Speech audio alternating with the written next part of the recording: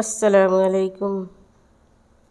امید کرتی ہوں آپ سب خیریت سے ہوں گے۔ اللہ پاک آپ سب کو ہمیشہ خوش آباد رکھے، آمین ثم آمین۔ بسم اللہ الرحمن الرحیم۔ اللہ تعالیٰ قرآن مجید میں ارشاد فرماتا ہے کہ جو کچھ تمہارے پاس دنیا میں ہے وہ ایک دن ختم ہو جائے گا، اور جو عمل تم اللہ تعالیٰ کے پاس بھیج دو گے وہ ہمیشہ باقی رہے گا۔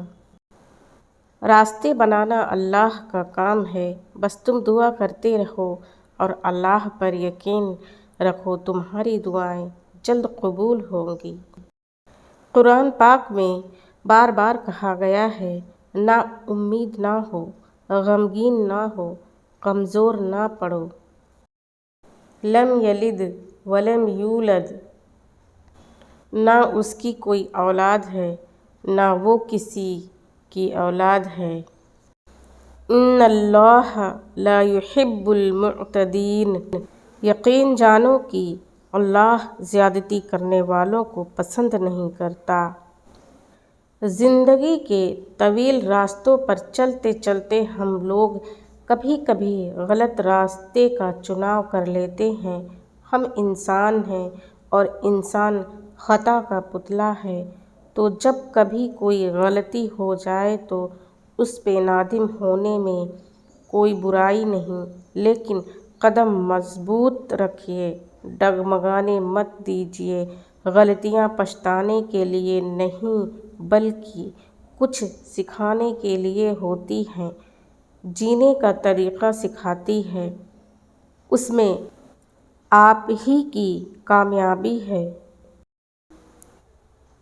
ہر مسلمان پر صدقہ کرنا ضروری ہے۔ اگر کوئی چیز دینے کے لیے نہ ہو تو اس کے لیے اچھی بات پر عمل کرنا یا اچھی بات دوسرے کو بتلا دینا بھی خیرات ہے۔ سارا فساد بڑھتی ہوئی خواہشات کا ہے۔ حرام اور سکون دونوں ایک جگہ اکٹھے نہیں ہو سکتے۔ جب آپ دیکھیں کہ آپ کے دل سے اللہ کی محبت رخصت ہو چکی ہے اور آپ اس سے ملاقات کی تیاری چھوڑ چکے ہیں، تو لوگوں کی محبت دل میں رچ بس گئی ہے اور دنیا کی زندگی پر آپ کا دل مطمئن اور راضی ہو چکا ہے، تو سمجھ لیجیے کہ آپ کے دل پر گرہن لگ چکا ہے۔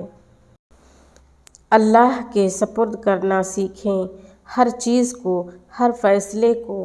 جب آپ جائے نماز پر بیٹھتے ہیں تو بھاری دل کو خالی کر کے اٹھا کریں، ہر چیز اللہ کو سونپ کر اٹھا کریں، کیونکہ ہر کام اس کی رضا سے ہوتا ہے۔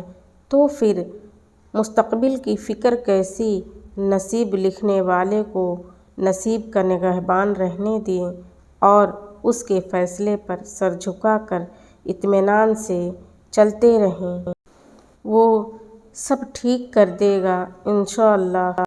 سورہ رحمن میں اللہ نے اپنی کئی تخلیق کی مثالیں دی ہیں، جیسے سورج، چاند، پانی، مختلف درخت، پھل، موتی، پانی وغیرہ، تاکہ انہیں دیکھ کر انسان اللہ کا شکر ادا کرتا رہے۔ اللہ تعالیٰ نے اس سورت میں دنیا بھر کی نعمتوں کا ذکر کیا ہے، وہ نعمتیں جو آخرت میں بھی ہیں۔ سورہ مریم ہمیں سکھاتی ہے معجزے ہو سکتے ہیں، وہ اپنے بندوں کو تنہا نہیں چھوڑتا۔ اللہ آپ کو مشکلات سے نکال سکتا ہے، وہی قادر ہے۔ آپ کو کیا لگتا ہے آپ کے مرنے کے بعد آپ کے رشتہ دار، آپ کے دوست، آپ کی اولاد، آپ کے بہن بھائی قرآن پڑھ پڑھ کر کے آپ کو بخشیں گے؟ نہیں، یہ افراتفری کا دور ہے۔ یہاں لوگ زندوں کو بھولے بیٹھے ہیں، مرنے کے بعد کون یاد رکھے گا؟